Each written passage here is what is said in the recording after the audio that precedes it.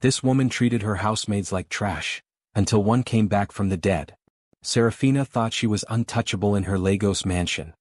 But the girl in yellow remembered every insult, every slap, every cruel word. Now the mirrors are moving, her husband is missing. And she's trapped in her own house with something that isn't human. What happens when your victim becomes your judge? Watch till the end, you won't believe what she finds in the mirror. In the heart of Lagos's most exclusive neighborhood, Seraphina Okigbo stood on her marble balcony, surveying her kingdom. The morning sun reflected off her husband's latest gift, a Range Rover parked beside the fountain in their circular driveway. Everything gleamed. Everything was perfect. "Madam, your tea," whispered Charity, the third housemaid this month. Seraphina didn't turn around. She never acknowledged the help directly unless they disappointed her. And they always disappointed her. Her phone buzzed with a video call from Tebena, her husband, calling from Port Harcourt where his oil contracts kept him busy. "My queen," his gentle voice filled the air. "How are you settling with the new girl?" Seraphina finally faced the camera, her silk robe catching the light. "She's learning. Slowly." Behind her, Charity continued setting the breakfast table, hands trembling slightly. 3 weeks. That's how long she'd lasted. A record. By noon, the house hummed with tension. Seraphina reclined on her Italian leather sofa, scrolling through social media while barking orders. "Charity, these cushions smell like dust. Wash them. All of them." "But madam, I washed them yesterday." "Did I ask you to explain?" Seraphina's voice could freeze fire. "In this house you do what I say when I say it. Period." Charity nodded quickly, gathering the heavy cushions. Her back already ached from scrubbing the pool tiles at dawn, but she needed this job. Her mother's hospital bills wouldn't pay themselves. "And iron my Ankara dresses. The blue one has wrinkles." As Charity struggled with the cushions, Seraphina watched with cold satisfaction. Control was her drug and these girls were her supply. The house phone rang. Another maid seeking employment. The third this week. "Sorry, position filled," Seraphina lied smoothly, ending the call. Better the devil you're training than starting fresh. Evening brought no respite. Charity was bent over the gas cooker, scrubbing with lime as instructed, when she accidentally knocked over a bottle of olive oil. The expensive liquid spread across the marble counter. Seraphina appeared like a storm cloud. "What is this nonsense?" She surveyed the spill with disgust. "Do you know how much that oil costs?" "I'm sorry, ma. I'll clean." "Clean? You'll replace it. From your salary." Charity's eyes widened. That bottle cost more than she earned in 2 weeks. "Please, ma. It was an accident. My mother." "Your mother what?" "Your mother should have taught you to be careful." Seraphina grabbed the lime from Charity's hand. "Since you like breaking things, maybe this will help your memory." She squeezed the lime directly onto Charity's hands, where small cuts from cleaning had been hidden. The girl cried out, tears mixing with citrus acid. "Now finish cleaning. And if I see one stain tomorrow, you're gone." Dawn broke over another departure. Charity stood at the gate with her single bag, tears dried on her cheeks. She'd worked 18-hour days, slept on a thin mattress in the boys' quarters, and endured constant humiliation. No more. "Running away like a coward," Seraphina called from her bedroom window. "These girls have no commitment these days." The security guard, Uncle Emeka, opened the gate sadly. He'd watched this scene too many times. Good girls broken by a woman who'd forgotten her own humble beginnings. As Charity's silhouette disappeared into the Lagos morning, Seraphina felt familiar irritation. Now she'd have to start the training process again. Find another girl. Break another spirit. She reached for her phone to call the agency but stopped. A WhatsApp message waited in her domestic help group. "Reliable housemaid available. Very quiet. 25K per month. Contact below." The profile showed no photo. Just a name, Xanthe Domestic Services. Something stirred in Seraphina's memory, but she dismissed it. Probably just another agency trying to sound sophisticated. Tebena called that evening, his face tired on her phone screen. Port Harcourt's oil fields were demanding but profitable. Another one left? "They're all the same," Seraphina complained, filing her nails. "No work ethic. No respect. Maybe." Tebena hesitated. "Maybe if you were a little gentler." "Gentle?" Seraphina's laugh was sharp. "I'm not running a charity, Tebena. I'm maintaining our home." "Your home." He sighed, recognizing the wall he could never breach. "The children will visit next month. Try to keep this one longer?" After ending the call, Seraphina stared at the WhatsApp message again. 25K was cheap. Almost too cheap. She dialed. One ring. Then a voice, soft as silk, calm as deep water. Hello. I'm looking for domestic help. I know. I've been waiting. Something in those words made Seraphina pause. Waiting for what? For you to call me back. The line went dead. Seraphina stared at her phone, confused. But she'd never called this number before. Had she? Outside her window, Lagos slept. But somewhere in the city's sprawling maze, something stirred. Something that had been patient far too long. Tomorrow would bring a new maid. But not just any maid. Tomorrow would bring Xanthe. The morning air hung thick with Lagos humidity when the gate bell rang.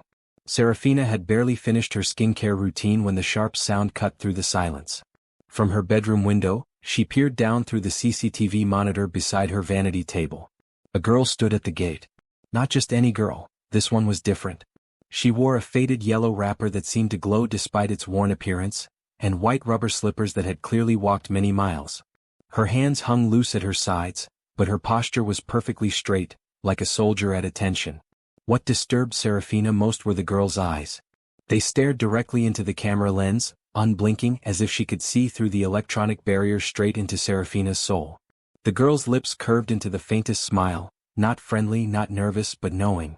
Like she held secrets that could shake foundations. This one better not be another time waster, Seraphina muttered, pressing the intercom button with more force than necessary. The girl's smile widened slightly. She had heard her. Seraphina descended the marble staircase like a queen approaching her throne room. She had dressed deliberately, silk house robe, gold jewelry, hair perfectly styled even at dawn. She needed this girl to understand the hierarchy immediately. But when she opened the front door, the girl was already inside the compound. The gate remained locked. Seraphina's steps faltered. How did you? She stopped herself. Domestic staff didn't deserve explanations of her confusion. You're the maid? She asked instead, her voice carrying its usual authority. Yes, madam. The girl's voice was soft, but it carried strangely well, like whispers in an empty church. My name is Xanthe. Up close, the girl was even more unusual. Her skin held an odd pallor, not the warm brown typical of Lagos girls, but something cooler, like moonlight on water. Her face was narrow and sharp, with features that seemed carved rather than born. Most unsettling were her eyes, too old for her apparent age, holding depths that spoke of experiences no young woman should have. You came with nothing, Seraphina observed, noting the absence of bags, phone, or personal belongings. I don't need much, Xanthe replied simply. I've learned to make do with what's available. Something in those words made Seraphina's skin prickle, but she dismissed it as morning paranoia. Within an hour, Seraphina understood why Xanthe worked for so little. The girl moved like water, flowing from room to room with impossible silence. Her bare feet made no sound on the marble floors. She required no instruction, no supervision, no direction. By 10 a.m., the chandeliers sparkled like captured starlight. The staircase railings gleamed like mirrors. Even the generator cage outside, a job Seraphina typically had to threaten girls into doing, was spotless. Seraphina watched from her usual perch on the living room sofa, sipping her morning Malta. Usually, she enjoyed giving commands, hearing her voice echo through the house as proof of her authority. But Xanthe's efficiency was unsettling. The girl anticipated needs before they were spoken. Come here, Seraphina called, needing to establish control. Xanthe appeared instantly, as if she'd been waiting just out of sight. Yes, madam. You've done this work before. Many times. In many places. Why did you leave your last employer? Xanthe's eyes seemed to grow darker. She no longer needed my services. Did she fire you? She couldn't. She had other concerns.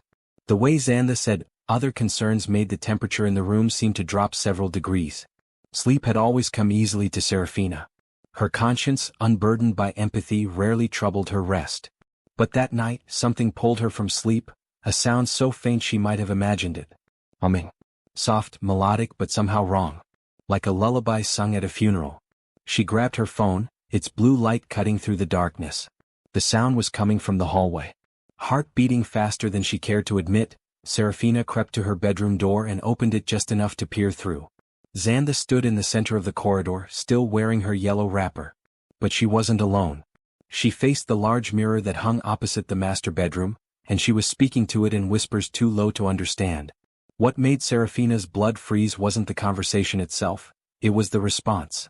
The reflection in the mirror was moving independently, nodding, gesturing, smiling when Xanthe's real face remained neutral. The reflection's lips moved in perfect synchronization with words Seraphina couldn't hear. When Xanthe finally stopped speaking, her reflection continued talking for several more seconds before matching her stillness.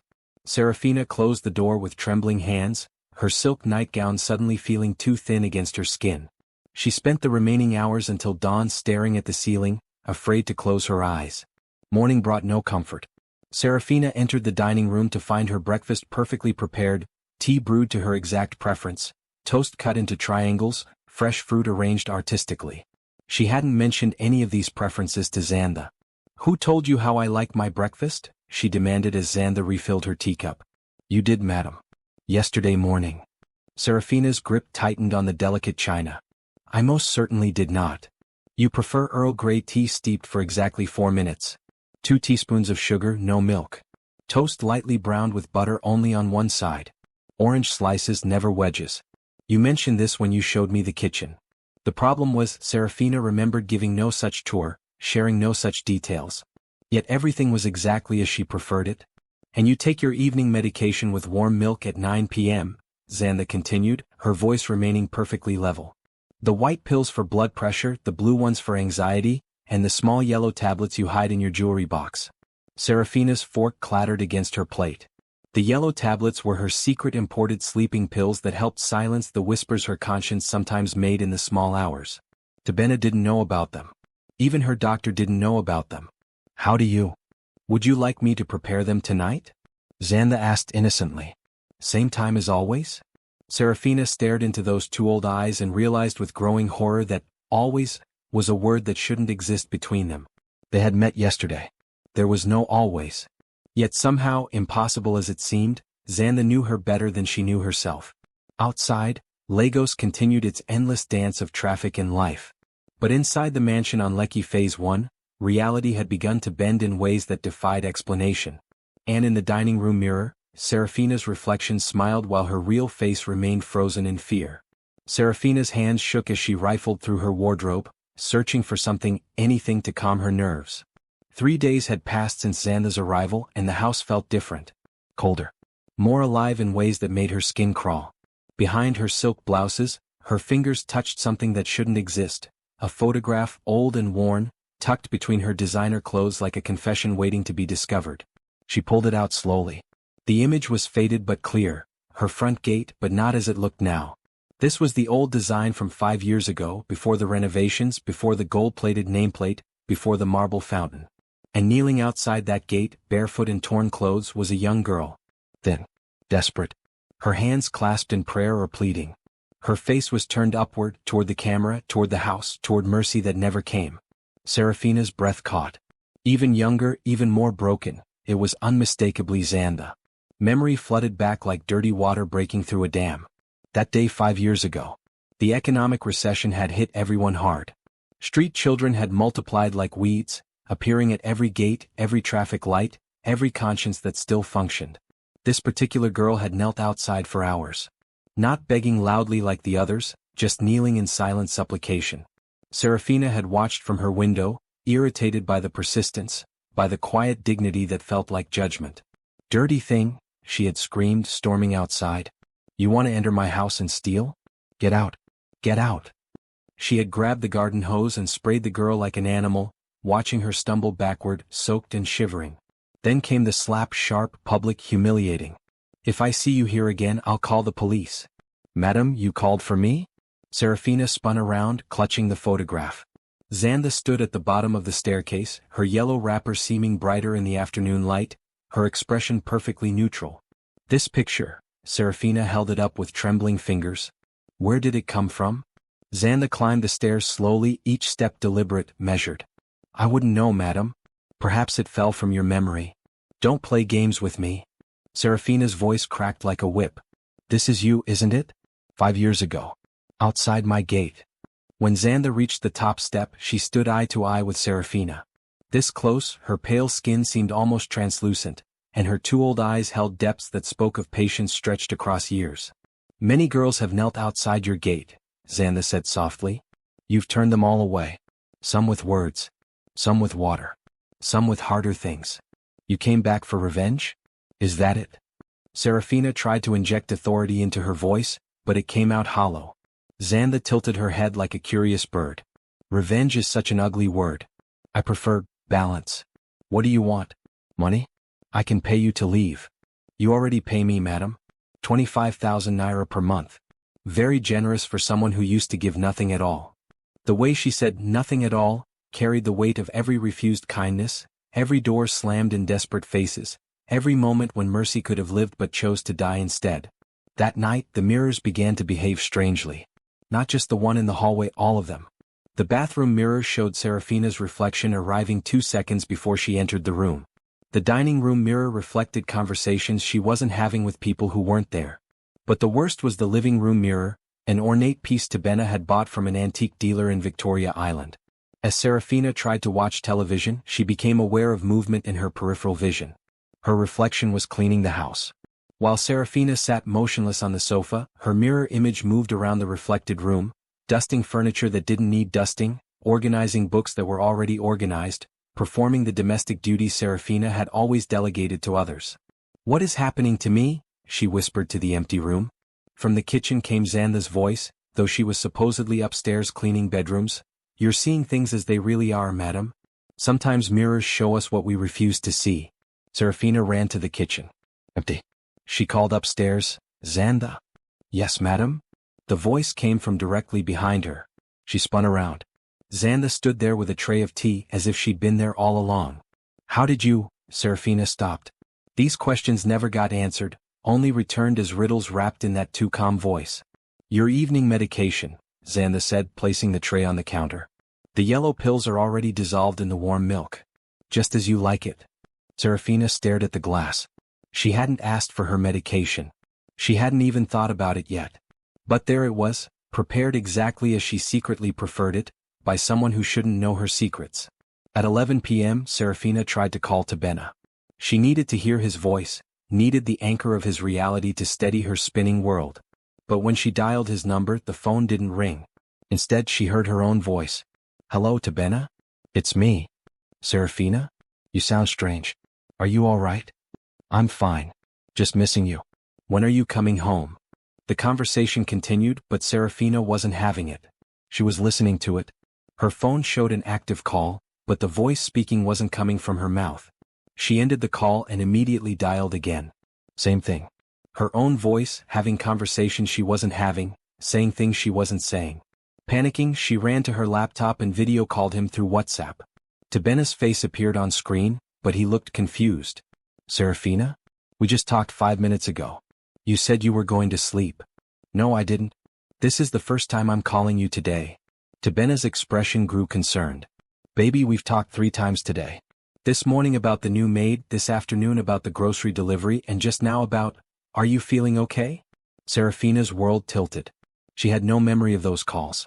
But in Tebena's reality they had happened. Her voice had spoken words her mind had never formed.